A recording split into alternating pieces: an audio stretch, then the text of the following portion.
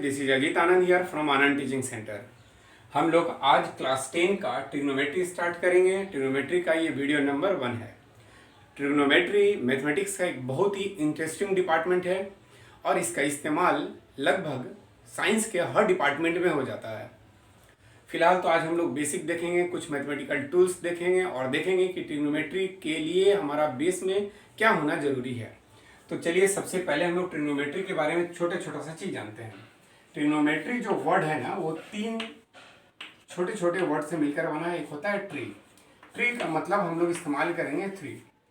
दूसरा होता है हमारे पास गोनो। गोनो का मतलब होता है एंगल। और तीसरा हमारे पास है मेट्री। मेट्री का मतलब हुआ मेजरमेंट। मेजरमेंट तो एक ऑन द होल हम लोग देखेंगे ट्री एंगल मेजरमेंट के लिए जो हमारे पास वर्ड आता है वो हमारे पास आता है ट्रायंगल। वैसे तो ट्रायंगल बहुत तरह के होते हैं, हम लोग पीछे क्लासेस में पढ़ लिए हैं, लेकिन यहाँ हम लोग मोस्टली सबसे ज़्यादा इस्तेमाल करेंगे, या फिर ऐसे समझ लिए हम लोग सिर्फ राइट ट्रायंगल का इस्तेमाल करेंगे। आप इसको राइट एंगल्ड ट्रायंगल बोल सकते हैं या फिर सिर्फ राइट ट्रायंगल बोलेंगे। कुछ वर्ड्स हम लोग इस्तेमाल करेंगे, बोलेंगे कि राइट ट्रायंगल का राइट साइड्स। तो राइट ट्रायंगल किसको बोलते हैं?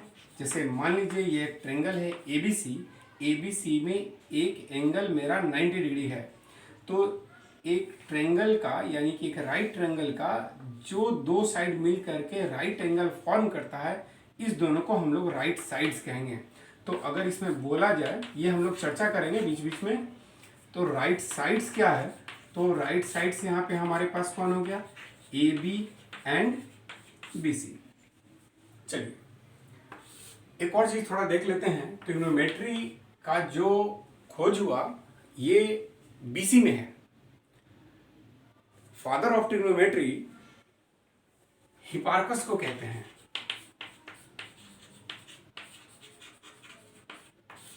ये समझ लीजिए 190 बीसी में जन्म लिए थे। लगभग 70 साल तक जिंदा रहे, उसके बाद वो चले गए।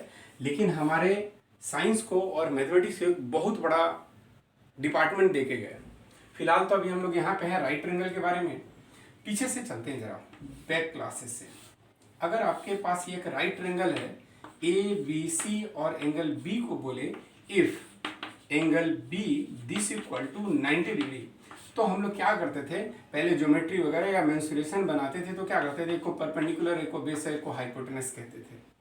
लेकिन अब की बार डायरेक्ट ऐसे नहीं बोल पाएंगे हम लोग। ये अगर 90 डिग्री है तो इसका मतलब है बचा हुआ दोनों एंगल का सम 90 होगा। That means angle A plus angle C दोनों मिलकर के 90 होगा। ऐसा क्यों? ट्रायंगल के तीनों एंगल का सम 180 होता है। एक अकेला 90 है तो बचा हुआ दोनों मिलकर के 90 होगा।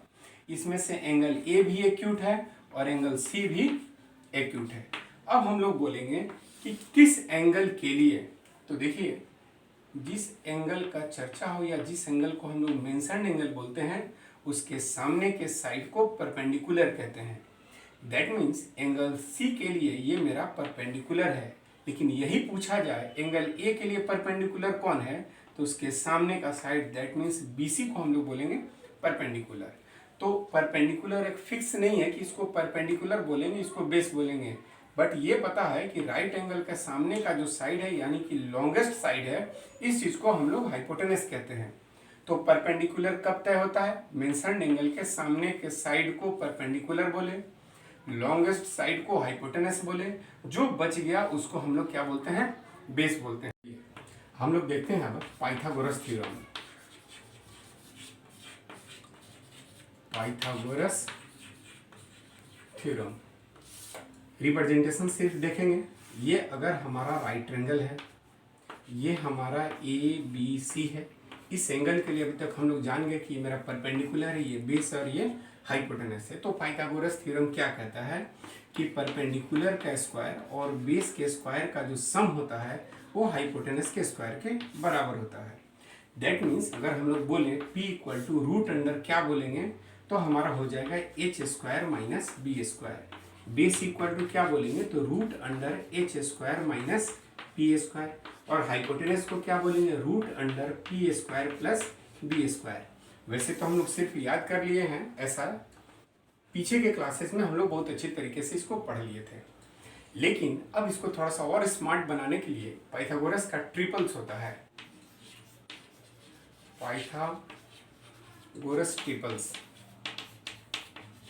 ये क्या होता है कि जैसे मान लेते हैं ये मेरा परपेंडिकुलर है, ये बेस है और हाइपोटेनस है, इसमें और दैट मीन्स अभी थोड़ा देर पहले बोले थे इस एंगल के लिए परपेंडिकुलर ये बेस है, तो इस एंगल के लिए ये परपेंडिकुलर और ये बेस हो जाएगा।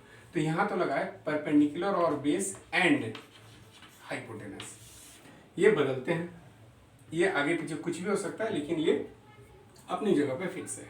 सपोज करें जैसे ये 3 है, 4 है और ये 5 है, 5 है, 12 है, 13, 7, 24, 25, 8, 15, 17, 9, 40, 41, 12, 35, 37, 20, 21, 29।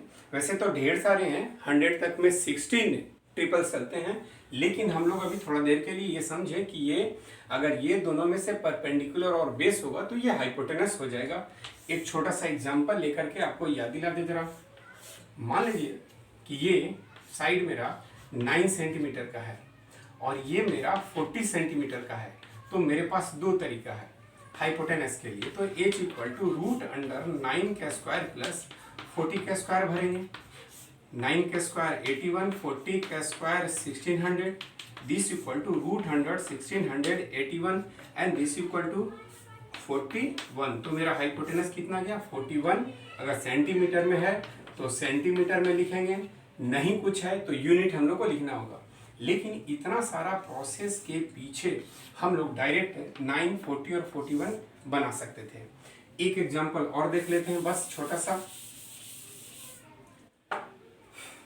देखिए आपके पास ये ट्रायंगल है, इसको ले लिया, ये 6.5 सेंटीमीटर का है, ये 6 सेंटीमीटर का है, तो ये मेरा ए बी कितना सेंटीमीटर का होगा। तो ऐसा नहीं है कि जैसा हम लोग लिख दिए वैसे ही कंप्लीट नंबर आपको हर बार मिलेगा। यहाँ पे हम लोग देखें कि एक 6 सेंटीमीटर का है 12 का आधा, एक 6.5 सेंटीमीटर है 13 का आधा, तो जो बच जाएगा वो 5 का आधा, दैट मीन्स ये हो जाएगा 2.5 सेंटीमीटर। अब आप लोग पाइथागोरन ट्रिपलेट्स का भी इस्तेमाल देख लिए। अब हम लोग आते हैं ratio between sides of a right triangle, that means trigonometry का सबसे बेसिक चीज। अब हम देखते हैं T ratio, that means trigonometrical ratios क्या होता है। तो फिलहाल यहाँ पे आपको हम बना के रख दिए हैं, एक ट्रायंगल है right triangle, angle B right angle है, तो एंगल बी इक्वल टू हमने ले लिया 90 डिग्री, और आप पहले से देख रखे हैं एंगल सी के लिए perpendicular A B, base B C जाएगा, ए बी और बी सी जाएगा। एंगल ए के लिए परपेंडिकुलर बी सी और बेस ए बी जाएगा, दिख रहा है। तो यहाँ बेस परपेंडिकुलर बी सी और बेस जो है मेरा ए बी जाएगा, किसके लिए, एंगल ए के लिए। इसका यूज हम लोग करने जा रहे हैं। तो अब हम लोग देखेंगे ट्रिगोनोमेट्रिकल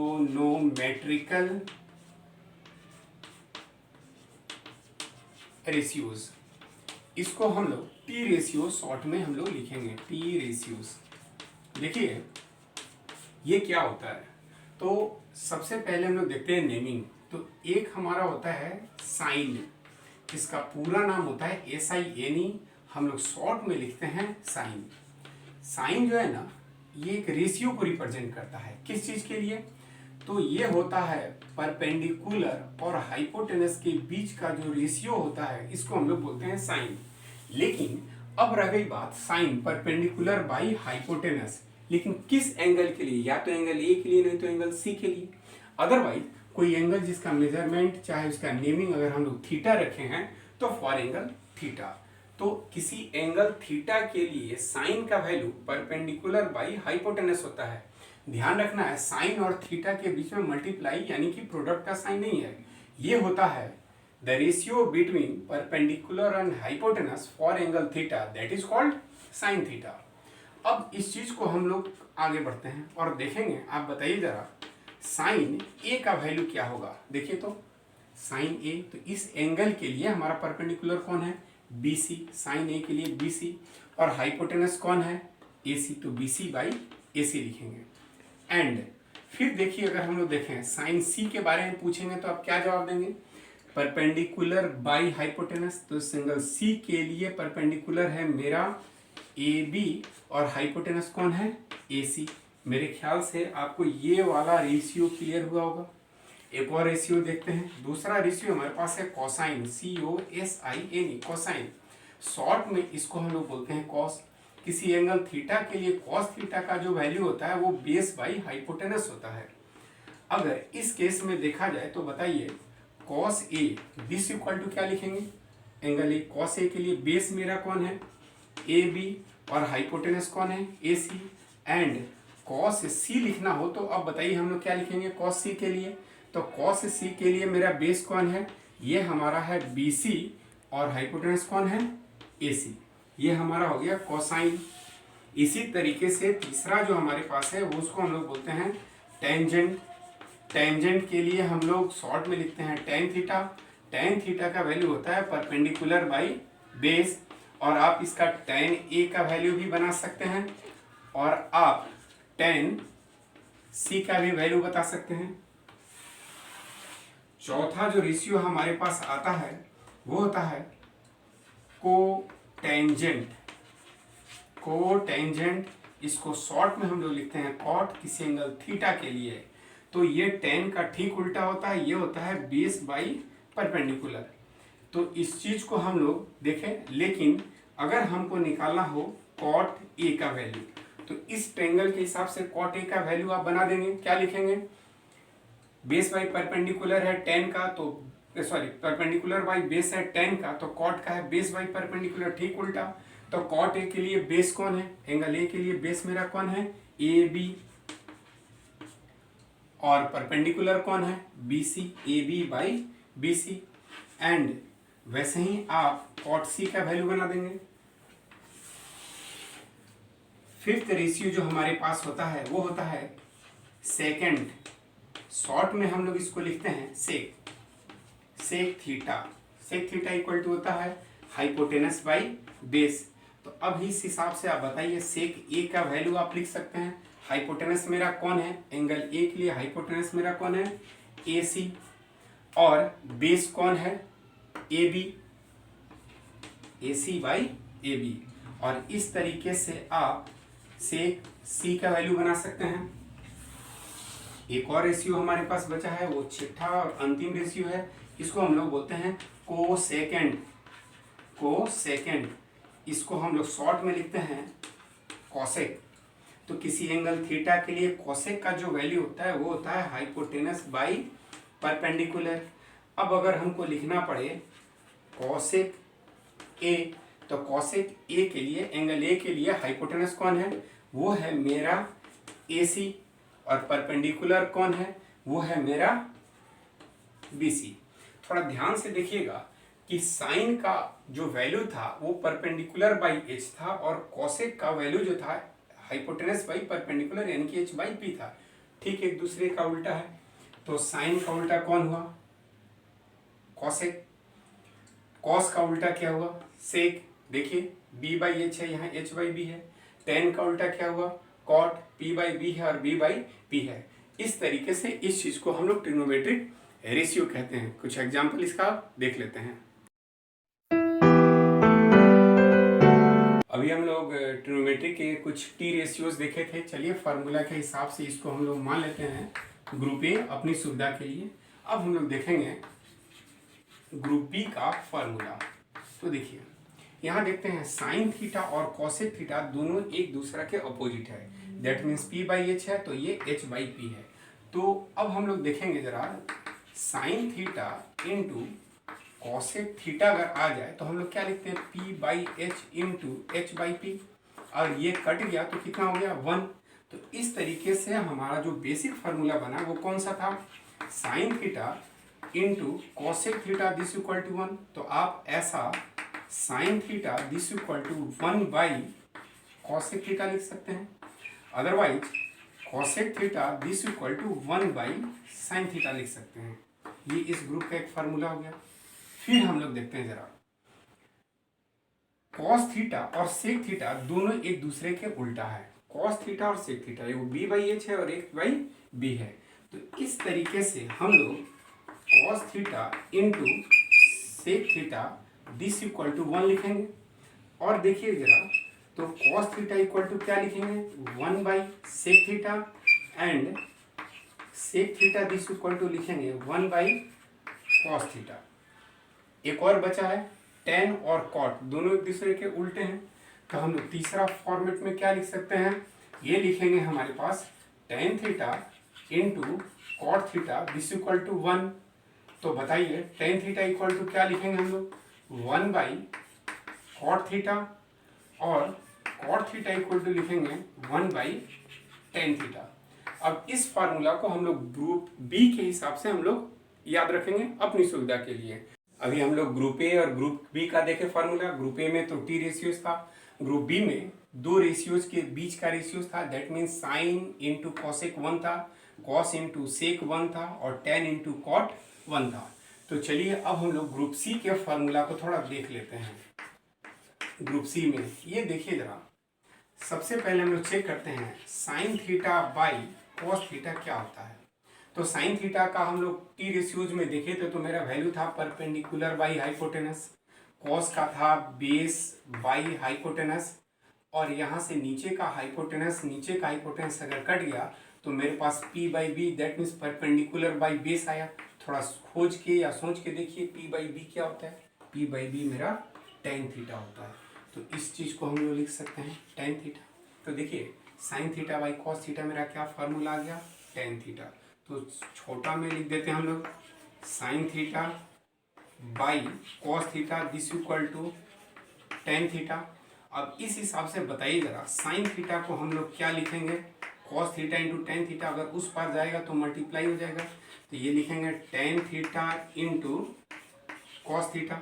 अगर इसी तरीके से अगर हम लोग बोले कॉस थीटा इक्वल टू क्या लिखेंगे, तो कॉस अगर यहाँ रह जाए तो मेरा टेन आ जाएगा नीचे, तो दैट मीन्स ये हो जाएगा मेरा sign theta by tan theta.